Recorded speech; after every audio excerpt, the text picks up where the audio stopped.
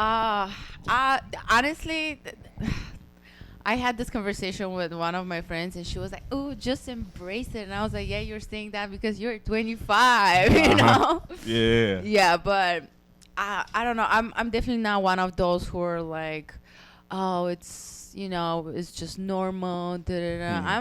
I'm like 3 months away of starting putting Botox everywhere. Really? I am so scared of getting old. I am really, really scared. What is it about getting old? Is it just a beauty thing, or I is have it? no idea. Okay. It's oh maybe that's an interesting question. Maybe because one of my biggest fear is dying. So maybe just getting old is just another reminder that I'm gonna die Yeah. sooner or later, and it's that later is getting way more sooner with every fucking year. And yeah, and every time when I see myself in the mirror, I'm like, yeah, I'm getting old. Ugh, I don't like that. I know what you mean, especially, I don't know if you feel this. You know when like something hurts or maybe you got a stomach ache? Yeah. There's this little like, what if it's cancer? Like Yeah. the worst possible. Like when I was in my early 20s, I didn't even think about that type of stuff. No, And you're immortal. yeah, Yeah. you're never gonna die. Yeah, never. Absolutely That's never. what happens on movies. That's Yeah, and you do the stupidest shit. Like right now, when I think about back when I did, not more so my 20s, but definitely like 16, 17, I'm like, how am I not in 7 different trash bins? I dodge a lot of bullets. Yeah. Just of being super, super naive, a woman, and being 16. So. Were you? I remember. I re-listened to the episode. Like Yeah. I told you, I remember you talked about you were pretty impulsive back in the day. Yeah. Are you still impulsive, or is that it's all about safety now? No, everything is calculated now. Got you. Yeah. Got you. A lot of It is maturing. interesting. It is interesting how you're changing, Yeah. like with the years. Like I was thinking about this. Now I have a problem with finishing books. Like I'm gonna start one book, and then another thing is gonna catch my attention, and I'll be like, "Oh, I want to start this book." I have 7 books next to my bed that I started, and I'm like 7 chapters in, and then I start a new one. If I say that to people who knew me back in Bulgaria, they'll be like, "That is impossible." Just because I had this fucking rule that every time, first of all, I read so much when I was back in Bulgaria. Now everything with this technology and stuff and TikTok. Oh my God, I'm addicted to TikTok. So I was watching TikTok before you got in here. Oh, it's a heroin. Yeah. But if I say that to people back in Bulgaria, they'll be like, "That's impossible. Like you never have a book not finished." And I was like, and now I'm different, Yeah. So if you take those little parts of you, and when you start comparing, you're like, oh yeah, that person back in the day is dead. Yeah. Like it's not me anymore. But yeah, now everything is very much calculated just because I have so much more to lose. Like back in the day, one, you're stupid. Second, you don't have a lot to lose. Yeah. And you're like, well, now or never. Now, like when I came here in America, one of my biggest dreams was to go and live in California. Not even California, just somewhere with palm trees, Yeah. It's more so the dream of being hot all the time and just being naked, Yeah. Not with this goddamn snow outside. No, Yeah. no. My boyfriend 2 days ago was telling me that he thinks that if I can vote out clothes with a rule, I will definitely do it. I just want to be naked all the time, and I just wanted to be somewhere where I can do that. Yeah. Do you think you'll move? No, that's the thing. Like now I'm so. I was gonna use the word stuck, which is not true. I'm not stuck. Nobody's stuck ever. Yeah. Nobody's stuck. You always have a choice. If you wanna just like drop absolutely everything, you can do it. You did it. Yeah, yeah. You have 5 kids, you can drop them too. There's a lot of people who did that. So, Not stuck. More. You've built roots. yes, I built like a lot of relationships, and I think I got to the point that I like my achievements, and I don't want to leave them. I don't want to start necessarily from the beginning. It's going to be quite easier now. Like if you put things in perspective, to me it was way more easier to leave my family, leave my culture, leave my friends, and just move to another continent without even speaking the language, rather now moving from one state to another with the, basically I do know some people in California. I do speak the language now. I do understand the rules in America. It's way more harder now than it was back in the day. I can see that, and it's. I was listening to your episode like literally right before you. Yeah. Just trying to make sure I remembered all the context. I hope when people watch this, they go back to your first episode. Oh yeah. Because you were, based off of what you're even saying now, you were so different. Like there's a sense of maturity about you. Oh, you're still you. You're still fun. I'm 30. You're 30. You're an adult now. No, you're still fun and silly. You're bubbly, but in listening to what you were describing when you first moved out here, you were, for lack of a better word, reckless. Yeah. You just seem to not give a fuck almost, and you give a lot of fucks now. Yeah, I do. I wrote this down. You said achievements. What achievements since the last time I talked to you? Well, a lot of happened for 1 year. I think when was the last time? Year and a half? It would have been about a year and some change. Yeah. A lot of happened. So I am producer at the Red Room. Now I basically became like a business partner of the Red Room. So that was an achievement. Kind of happened because somebody else fucked up, but it's okay. And also I got hired to be the booker / talent buyer of the Dane Theater. So that was a big thing. I did chase them down though for that position. It definitely did not come easy. So, okay, I know the Red Room didn't happen by accident. You put a lot of work into that. Yeah. And then you cultivated it. How did the Den start? What was going on there? All right. So, James Webb, the person who, he did back in the day a lot of podcasts for Chicago comics, and he had like a whole podcast studio.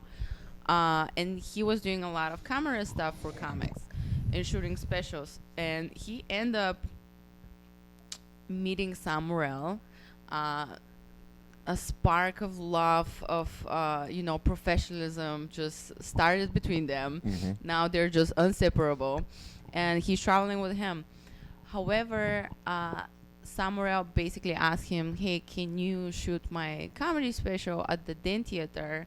And by the way, it's a Netflix special. He was like, "What?" So that's how it happened. All right.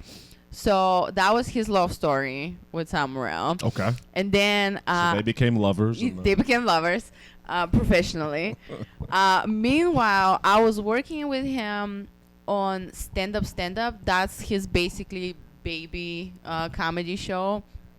He came one day to the Red Room and he was like, "I don't know you, but I love everything that you do at the Red Room, and I think you're the one." And I was like, "What are we talking about?"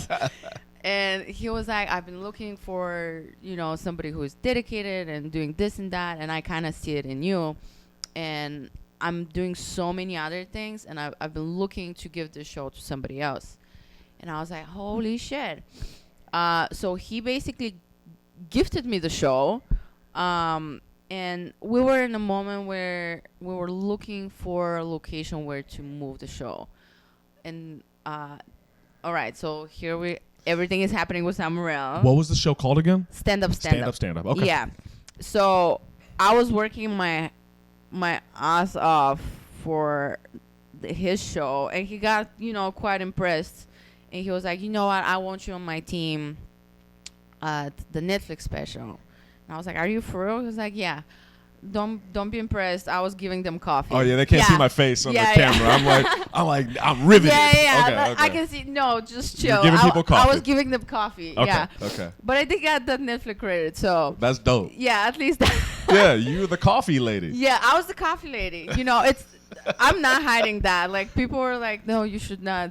I don't give a fuck. I have that credit. I will own it, no matter with coffee or not. As you should. Yeah, and so we were there, and the first time I went into the Den Theater, I was like, holy shit, it's so fucking beautiful. I've never heard about the Den Theater. I've never been there. And I was like, this is great. And me and James would sit down, and I was like, I really like that venue for stand-up. He was like, I like it too. So at that time, James, he built like a decent connection with the owner. His name is Ryan, and he introduced me. So we basically moved the show there, and I produced stand up there. It was a roller coaster. It was so successful and so unsuccessful. It was nothing in between. For 6 months, basically. And Ryan, at that time, I think he tried to give me work. Like, he came to me, he was like, I like what you do with the social media. Do you think that you can do social media for us? And I was like, I don't like doing social media. Like, it's even a hassle for me to do it for my show, and to actually do it for a whole new establishment. That's just a pain in the ass. Mm-hmm. And I don't want to do it. And I got to the point in my life that I was like, I don't want to work something that I don't like. I really don't, especially when I've worked so much stuff that I don't want to do, and it's such a waste of time. I prefer to struggle financially, but knowingly working towards my dream rather than making a lot of money and be miserable. Mm-hmm. I really stand by that. I don't care. So I told him super direct. I was like, I don't want to do that. I don't care. What are you guys offering, to be honest? Then he came with another position. He was like, well, we're trying to open another room, which is for theater, and we need somebody to go around and book theater shows. And I was like, that's not quite my, cup of tea. I don't want to do that. And my boyfriend at the time, he was just like hearing the whole thing. Yes. At the time, is this the same person as of now? Yes. Okay. Yeah. Okay. So, my boyfriend, he's kind of like my voice of being reasonable. Sometimes he's gonna see stuff that are so fucking obvious, and I'm just like in my emotions dodging reality. And so he was like, I feel like they're trying to give you, like, they like you so much, they're trying to give you a job. They're just like trying to fit you in the company with multiple stuff. And I was like, well, I don't want to do that. And at that time, there was another person who was working as their booker, and we didn't like each other at all. Like, she was going so hard against stand-up, and I was like, why she's doing that? Like, I thought, like, she's a woman, I'm a woman, we should be alliance. And if you gotta learn one thing from me, there's two types of women, especially in business. One, it's gonna be the type of a woman that she's gonna be like, oh, we're in business, you're in business, let's fucking do it together. I'm happy for you, you're happy for me, let's eat together, And the second type is, oh, you're in business, I'm in business, we don't fuck with each other. Like, it's nothing in between when it comes to women. I don't know how it's with men. Oh, I have comments, but I'll write that down and save that for later. So she definitely did not fuck with me for some reason, and it took me quite a lot of time to realize it, but I was like, at some point it was on, and I was like, bitch, no, absolutely not. Yeah. And I was like, I want her job, but she's in that position. She end up fired for, I don't even know what. I think she made like a bad deal or something like that. And again, the voice of reasoning, my boyfriend, he was like, just trust me, 6 months from now, you're going to have her job. And I was like, how am I going to have the job? Like, she's having it. She has all of this, relationship from New York because she has the background. I don't have the background. I've never worked as a booker. I've never been in comedy. I basically just entered comedy 3 years ago. And she's coming with such a fucking resume. And I was like, I'll never have that job. And he was like, I'm telling you, they like you. Just wait. And that's exactly what happened. She ended up getting fired. And Ryan, who was the owner, was basically kind of like heard from the loss that the theater took after her, and he was like super precaution. Like he was like, I like you as a worker. I really want to hire you, but I just, I don't trust you. So I was basically chasing him down for months, trying to be like, I never worked that job. I'm telling you, give me a chance. Just give me 3 months to book your place. I will learn. And I told him, I was like, I'm like a sponge when it comes to learning new stuff when I really want to do it. Just give me a chance, please. So we end up, I was working for him like 1 month, just like a experimental. I end up in this 1 month basically changing his whole system, create like a new offer sheet. Like he was even joking at the point, like after 1 month, he was like, you came here, develop a whole new system. I was training you for a month. Now you have to train me how to do everything. He was like, I don't even know how to work here anymore. So yeah, and that's how I got the job. Like he was like, all right. And he's okay with all these changes, everything. Yeah. He really likes it. Like he thinks that I made things very easier for him. But yeah, I really fought him down for that job. It definitely wasn't like, hey, I think you're doing great. Do you want to work here? No, it was just like, give me a chance. I'm telling you, I'm going to prove myself. Please give me a fucking chance. You put the work in. I did. I'm proud to say that I really, it did not come that position easier to me. Now that you have this position, I know Biggie Small says more money, more problems. Yeah. Once you get, I'm sure you felt that at Red Room. Yeah. People hitting you up, like, where's getting time or whatever. Now that you're in a bigger space, how has that affected? I mean, do you feel good? Has it been more difficult? What problems have you run into? I don't think, quite honestly, I'm not that much in the scene, which is my mistake. I really should change that. We all have areas that we're kind of lacking in every, department of our life. And this is, when it comes to comedy, this is mine. I'm lacking. I should be more on the scene.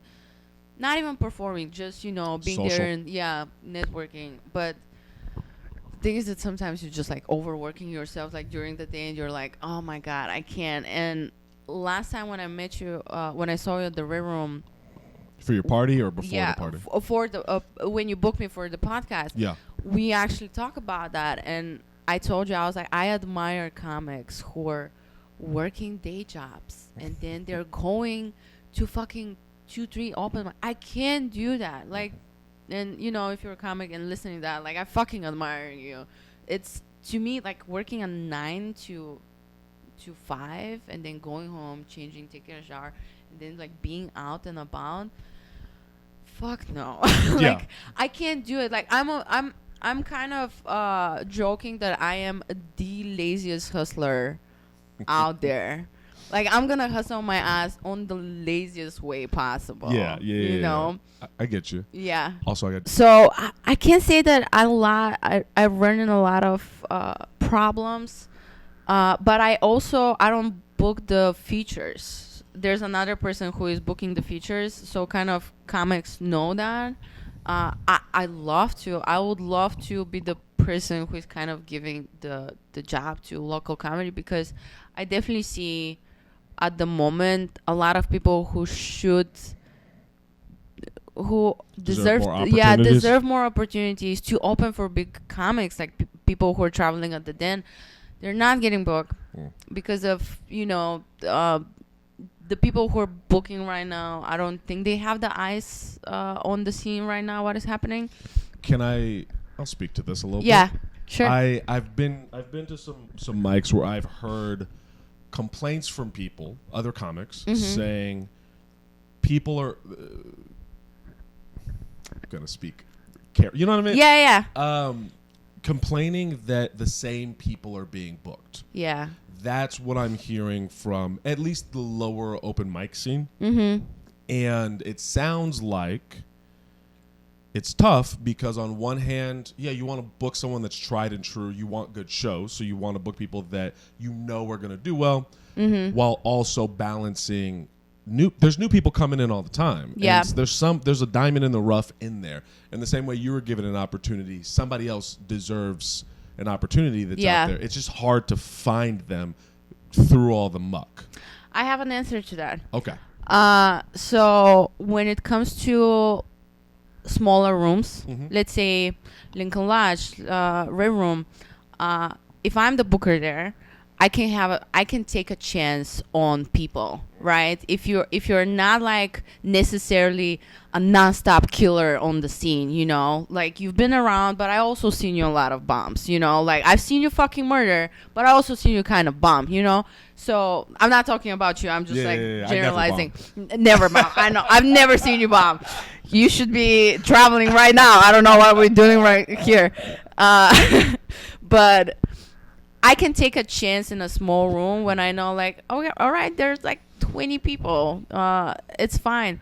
But if like I'm booking a bigger, like let's say the Den, I can't take a chance on people who I'm like, well, this person is hit or miss. I have to know that 90% you're doing fucking phenomenal because I'm putting you in front of 300 people. Not only that, I'm putting you in front of my boss who can hire me. So I'm signing my name under your name, you know. So that's why I think that like when we're talking about the bigger positions, like, oh, why this person is constantly opening for this and that, it is because they kind of prove themselves. And when you book them, you know your position, it's not in jeopardize, you know. It's something that was something I had to learn. So in listening back, apparently when you first met me versus when we were recording, I had chilled out a bit. You did. Wait, what? When you first met me, what was your perception? I'm so curious. What was your perception? I don't know. I think I don't know how to put that in words. I've been there.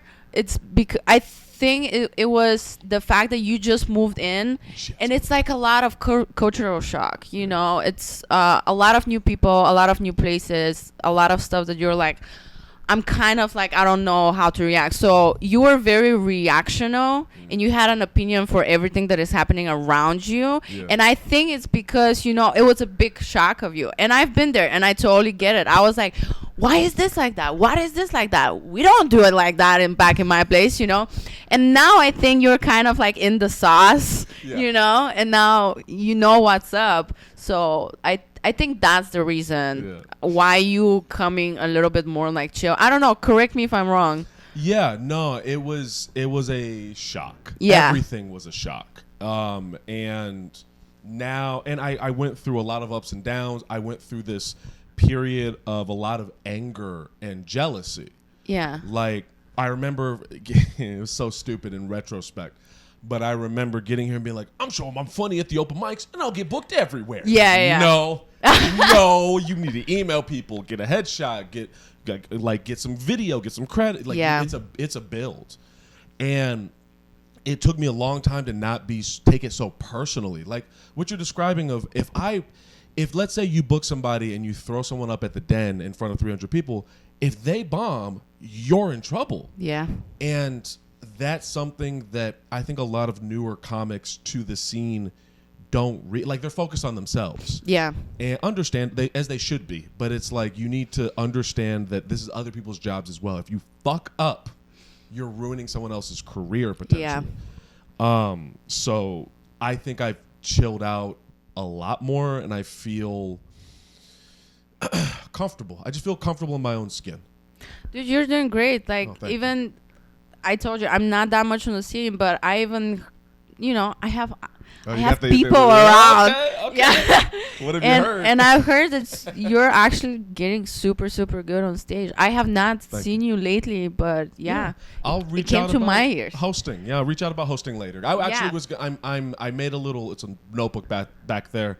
I've been making a notebook of like a list of all the producers, every show that so I can reach out every like 2 months. But that's business. Well, I'll talk to you about that afterwards. Yeah.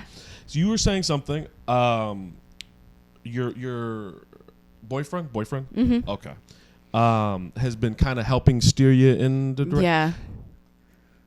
I'm being careful with how I talk about Oh, it's okay.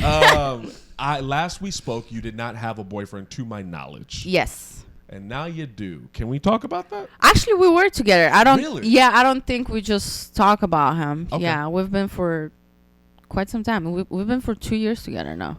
Oh shit. Yeah, it comes like a surprise to a lot of people just because we were kind of incognito for a very long time. Yeah, that's smart. Yeah. There's a lot of people get drama-y. Yeah. How is that going? It sounds like it's good. It sounds like this relationship is healthy for you. All right.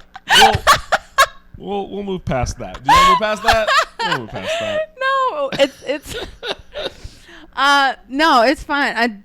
Every relationship, he's really I love when it comes to business. Like, he's really a voice that I really, really respect. And I love the fact that I'm dating somebody that I can bounce ideas. And, no matter are we on a good place or not, I can come home and be like, all right, this is my idea for this new show or for the Instagram. I am planning to put $300 towards this advertisement. Like, what do you think? And he'll be like, okay, I like this, but I don't like this. And I think it's very, very important people to find a person that they can bounce ideas from. And I know that most of the comics are like, oh, don't date a comic. Oh, don't. I've always been against that because I think it's very important to be with somebody who has the same, not the same goals, like, oh, I want this and that, and we're fighting for the same position. Because, I'm more on the business side, he's more on the artistic side. So I like that we're on the same industry, but we're still kind of different. He has his own thing. I have my own thing. And I definitely respect the fact that, if he started a podcast, I'm not going to be necessarily on the podcast. That's his thing. Or if I start a show, I'm not going to get him to be the host just because I'm dating him. Like, he respects that. And quite honestly, 2 days ago, I think I fucked up booking somebody, and I had him on the show, and I was like, babe, I gotta take you out the show. I was like, I gotta put somebody else. I'm so sorry. And I have that privilege to bump him around, and quite honestly, I'm taking more job than I'm actually giving him. Yeah. So yeah, it's to speak on it from my perspective of it. It's working with someone who gets it. Yes. Yeah. I've been trying to. Okay, so a little bit about me and dating. I've been trying to date as of recent, and literally last night Are you on the apps? Not anymore. All right. I was you know what? Fuck it. Let's get personal. Go ahead. Yeah. Let's spill some tea. Yeah. I don't know if you know my dating preferences at all. No. So, I don't like to use the word polyamory because it has so many whatever connotations to it. But the relationship that I'm searching for is a triad. A what? Triad. What is that? That's 3 people in one relationship. Gotcha. And ideally black women. Okay. That's just how I work. And so I've been talking to some women, some black women, who are open to it, whatever. And literally last night, I had this issue of like, I can't hang out. I'm tired. Yeah. And we're going back and forth a little bit about like, it's always on your schedule and comedy. And it's like, it's so hard to explain to people like, this is work. Yeah. I'm not fucking around. Like, I'm not going out to a show and hanging out and partying and shit. Like, I'm at work. Not only am I work in the daytime, I'm at work at night. I'm working. And if I want this to be a career, you just have to respect the fact that I'm not going to be around. No. And so I think to put it in my own words, what you're saying is you're dating someone that gets it. Yeah.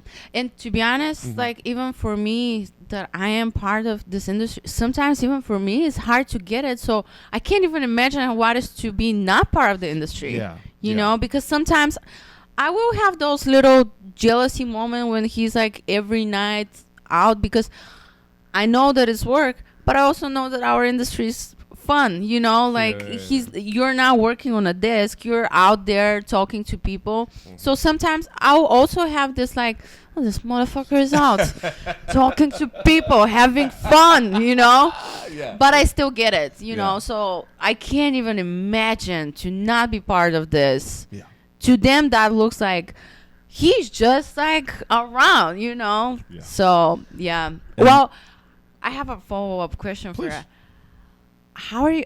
I'm very like one person. You know. How are you not getting jealous from? But you said that just two women. That also can make you jealous. So I'll elaborate. How? So you are exclusively just two women, never a man in the picture. Yeah. All right. In the women, that includes trans women. Okay. So cis women and trans women, cool. Okay. If I was attracted to men, fuck, I'll be with all three dudes. Yeah. That's fun. But it sounds easier. But I'm not attracted to men. So for me, when I say, and this is something that's so hard to describe to people, when I say like a triad and two women, people think like, oh, you want to be king, you want to be a pimp. It's like, no, I'm very sensitive. But you're dating them like separately, or the idea is for you're hanging out together. Yeah. All right. Yeah. Gotcha. I got some practice in. I met these two girls. We all kind of would hang out together, and I made it a point to discuss this dynamic outside of sex. Yeah. Everyone, when they think of this dynamic, their first thought is threesomes and sex and all that stuff, which is, it's part of it, but to me it's community. It is the idea that three people working together can be good too. It can work. It's just a matter of communication and understanding. Sounds like a more hard work to me. Like communication between two people is hard. I cannot even imagine putting a third person in the mix. Yeah, it's about threesomes. I get it. I get it, because you know, me and my babe, we're gonna have a third person, and I'll be like, babe, just give her a towel and just let her go, and then never see her again. But a relationship. Oh no, that sounds like too much work. Yes, for some people. For me, I swear I have tried to be in monogamous relationships my whole life. Bulgaria, I don't know. Boy Meets World? A what? Do you know Boy Meets World? No. Doesn't matter. Okay. It's a TV show. Doesn't matter. You ever see those? You seen The Office? I know about it, but I've not Doesn't even. matter. All right. Doesn't matter. You know, in a movie. And this is the end of the podcast. Just 40 minutes of you telling me shows that I've never heard of and watched. I am curious about Bulgarian shows, but we'll ask that later. Basically, you ever seen a movie or a show where there's a couple and they're the perfect fucking couple? Wait, something like Vicky Cristina Barcelona. Have you watched that movie? All right, so we're on the same page of now watching the same thing. Yeah. Watch that movie, by the way. It's literally Vicky Cristina Barcelona. Okay. It's one guy, two ladies, basically. Yeah, and they're making a relationship. You're gonna love that movie. Okay, so I'm so excited we're talking about this. Yeah. Barcelona? Yeah, Vicky Cristina Barcelona. So I had Andrew. Scarlett Johansson. By the way, cast beautiful. So yeah, I'm excited. Yeah. I had. Do you know Andrew? Andrew. She is a comedian. Yeah, I do know her. Yeah. So she was on the pod and she suggested for me to watch There's No I in Threesome, and it's on HBO Max if you're ever curious. All right. And it's about a couple. The man, both parties are bisexual. It's their whole documentary about being in a triad. And it's fascinating. So I'm gonna check this out and I'll talk to you about that. Yes. But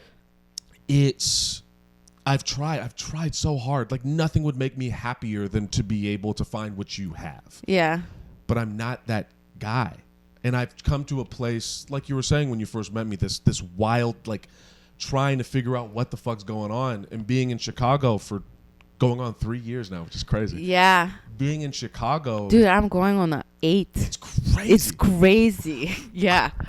It's when I first talked to you about this, I remember being excited hearing your story because I was still new and I was like, I'm doing the thing. Yeah. I get it.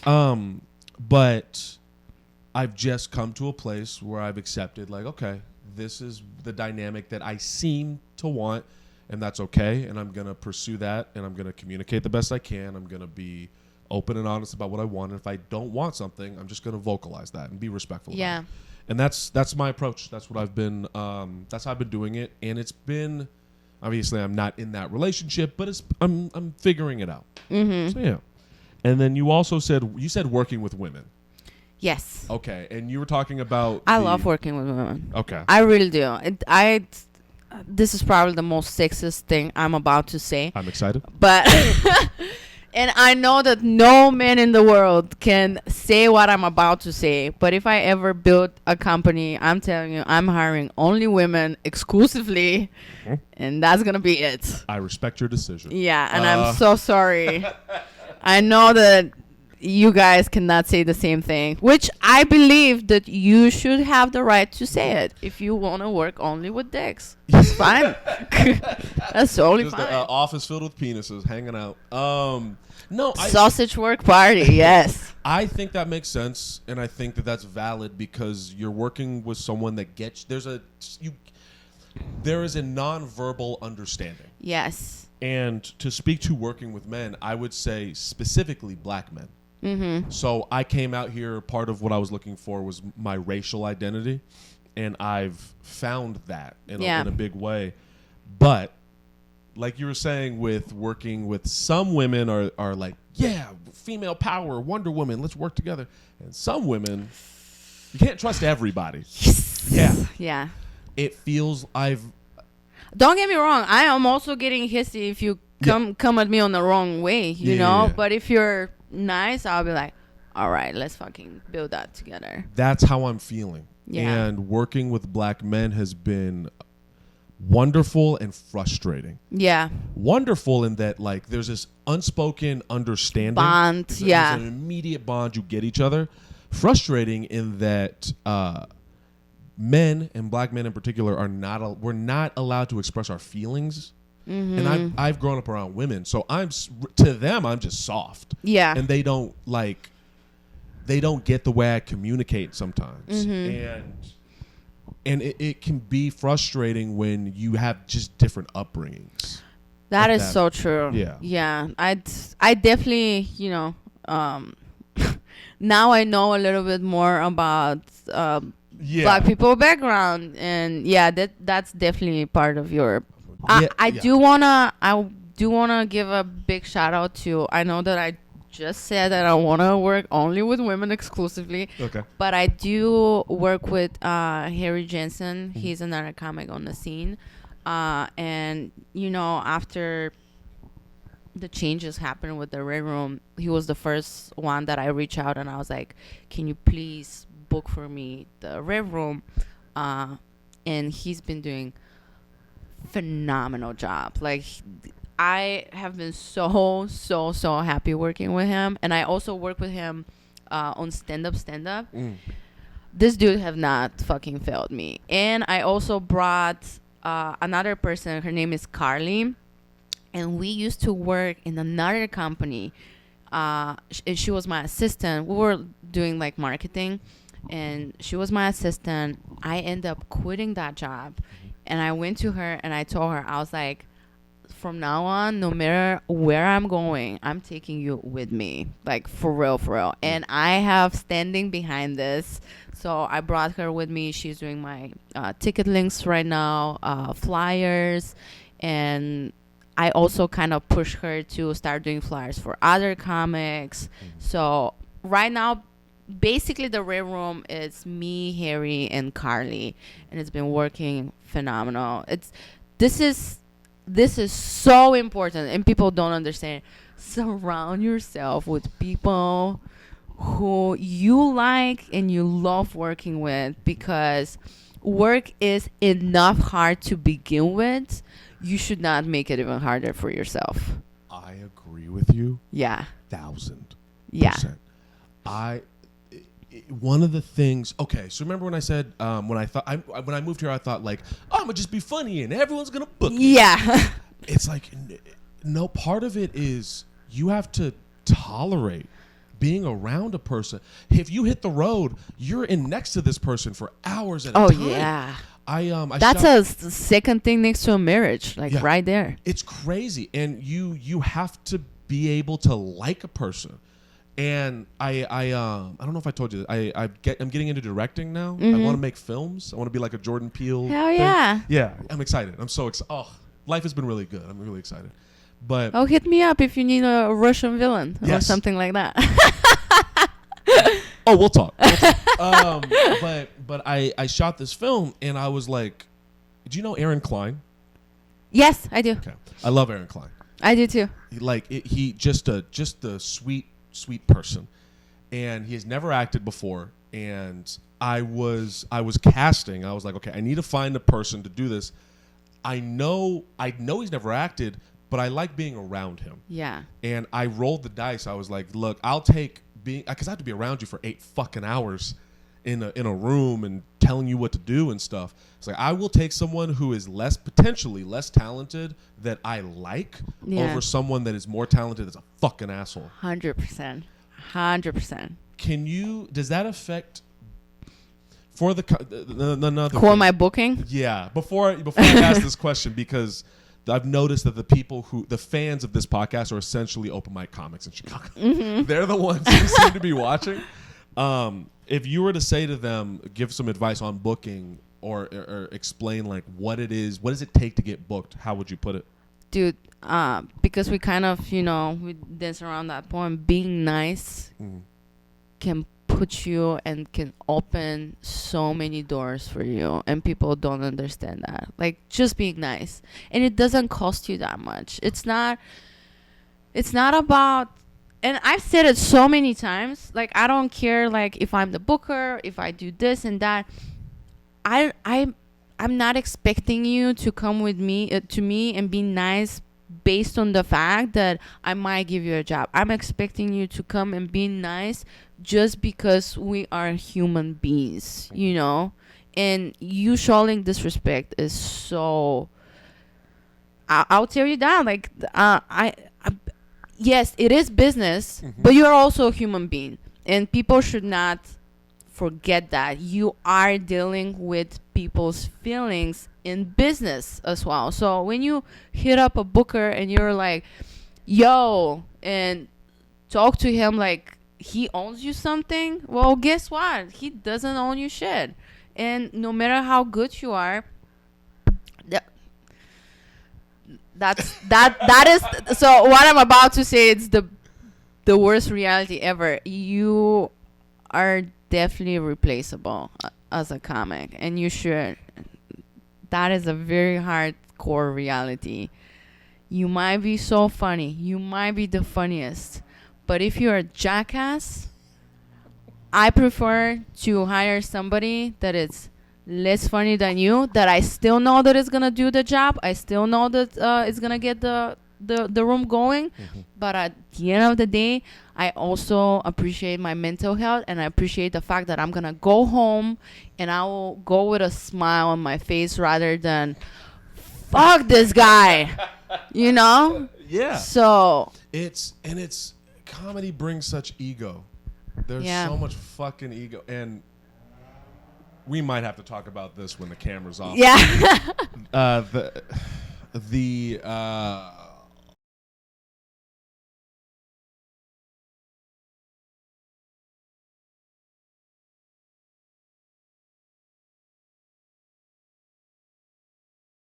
I'll write it down. Hold on a second. Oh, I'm so blind. Let me put my glasses so I can see. I love how sneaky we are on the camera. Well, it's no, before I show you this, my podcast is not the drama podcast. All right. It's the get to know a person podcast. Yeah. At the same time. And I love that. Thank you. I love that. I was just telling my guy, I was like, I love his podcast because he's talking about work, and I love talking about work. It's I think this is fascinating. I think this industry is fascinating. I think the people in it, whether I like them or not, they're fascinating.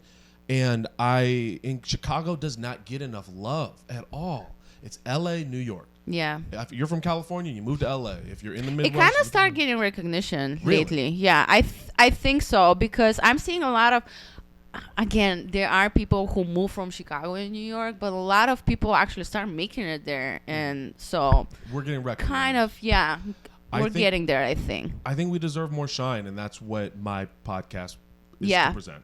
But at the same time, there's wild shit going on. Okay. Yeah. You know what I'm talking about? Yeah. Yo, I gonna be vaguish. For a long my philosophy for a very long time has been, if you are not fucking with me, I'm good. Yeah. If I don't, personal problems. Even if you have a problem with my friend, on some level, I'm like, well, you're not fucking with me, so I'm good. Yeah. The behavior, I was like, okay, this is way over the line. Like, this has become, in my opinion, disturbing. And from my life experience, I take moments like that personally, and I'm surprised. Like, how do I put it? You know how you were like, just be a nice person. And just be reasonable, and you'll get booked. Things will come. I don't understand the need to self-sabotage this way. You know what I'm saying? Yeah, it's. Do you want? I'll say that I think this has a lot to do, again, as we're human beings, and no matter how much we're trying to be professional, sometimes it's just building up, and you're gonna explode to the point that you might be very ashamed after that, but you kind of, maybe you need that. Yeah. We'll talk after. Yeah, we'll talk. But I'll give you another example, and that is definitely my boss at the den. Kind of, he's trying to remind me this every time when I'm frustrated, because now my job, basically, people think that it's exciting. It's not exciting. I'm sitting on the desk writing emails to agents every fucking day. So this is basically my job right now. And sometimes those agents will snap on me on an email, because I'm very persistent. Like, if I want to get a specific comic talent, I will just chase them down with 1,700 emails. And, I get it. They have so many talents that they're working with. And, if you think about just one comic, they need to work with so many venues in so many different cities just to make his tour. And they have, I don't even know how many talents or their roles, Mm-hmm. So me just being one venue in Chicago, just texting them, email them almost, 3 times per week, probably kind of getting on their nerves. And sometimes they're going to snap on me. They'll be like, stop following up with us, And I'm going to feel it, I'll be like, I'm going to open that email and I'll be like, oh, I fucked up, And Ryan, the owner, is the one who's going to be like, don't forget, they're also people, and sometimes you're going to get on their nerves, and sometimes they will get on your nerves. Like, we all trying to be professional, but we're also human, so. It's a balance. Yeah. It's a balance, and I think, again, this is more for the audience, but it's like, if you just put your head down, focus on your art, focus on your craft, focus on the thing that makes you happy, the things will come. Yeah, I think so. I think staying in your lane, but not like staying like this in your lane. You should be aware of what is happening around you. Sure. You can't just like lock yourself in and being like, yes, I'm gonna just do this till I fucking die. But staying in your lane, and when you see something that you don't like, actually being able to move on and not react on this thing that you don't like, it's very important, because if you start reacting to everything that you don't like, you're just turning into a bitch in comedy. If you react on everything you don't like, you turn into a bitch. Yeah. I like it. That's the best advice ever. I have 2 more questions. Yes. First is... Dude, to be honest with you, like, I feel like we can stay here for 5 hours. We very much could. Yeah. I just have to get groceries. Yeah. No, but and actually to get to that, I just appreciate like the conversation with you. I really thank do. you. So Same, yeah. Same. I before I ask those questions, the I think for me the part of why I've chilled out is because, I mean, you see the goddamn photo album. Yeah. It's so many people with so many perspectives. Yeah. And it makes me feel small and insignificant, but not in a bad way. Yeah. And it's more like it provides perspective. Oh, that's a great feeling to have. Yeah. I really do think, because that's really grounds your ego. Mm-hmm. And ego can be a very important thing in comedy, but also can just destroy you. Mm-hmm. So yeah. And I think part of it was, I'm so glad we're doing this again. I think part of it is the moving. Like, if you're from the Midwest and you move to, if you're from Indiana and you move to Chicago, you did move, and that's a big thing. But it's not like moving thousands of miles away from everything you know, with different weather, different slang, different languages.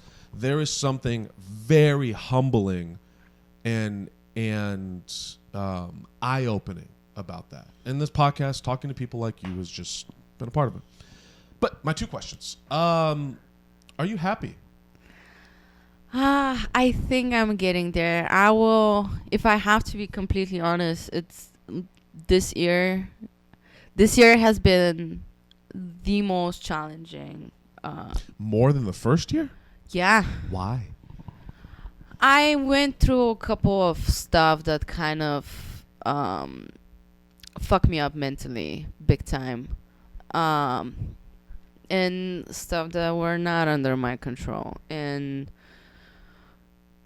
yeah, it's been the greatest year so far when it comes to achievements, and probably the biggest downfall on my personal.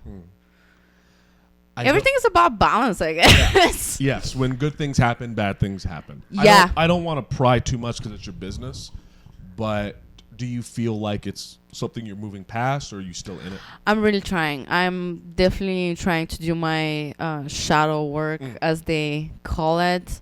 Yeah, I feel like I started going to therapy. I've been in therapy for 1 year now, and I definitely discover a lot of things.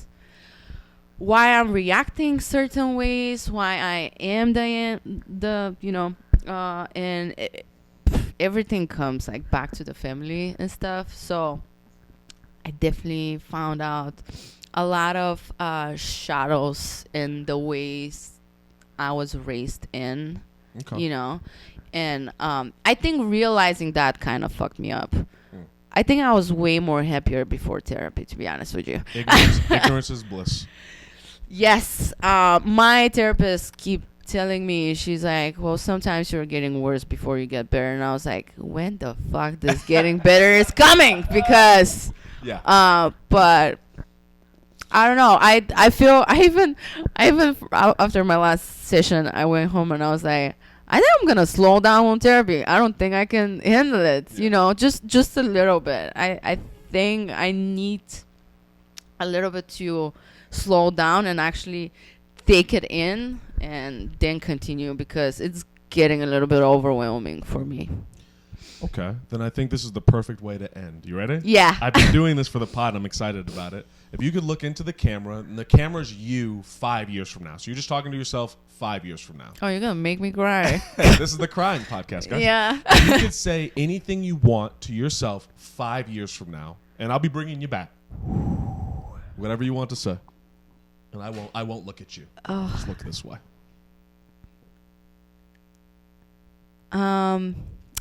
Julia, you are 35 now. You are getting old. you have a lot of Botox, so please slow down on the Botox game. It's kind of fucked up your face. So I know that you're scared from dying. You will. But all being said, I think you will be fine. And I am 30 and I'm looking back now. And if I have to talk to my 25, I will say that you achieved a lot and a lot of things that you did not expect to. So I'm pretty sure that you achieved even more for another 5. And I am proud with you when you were 25. I'm proud with you when you were 30. I will be proud with you when you're 35. Okay. Take this picture. Yes.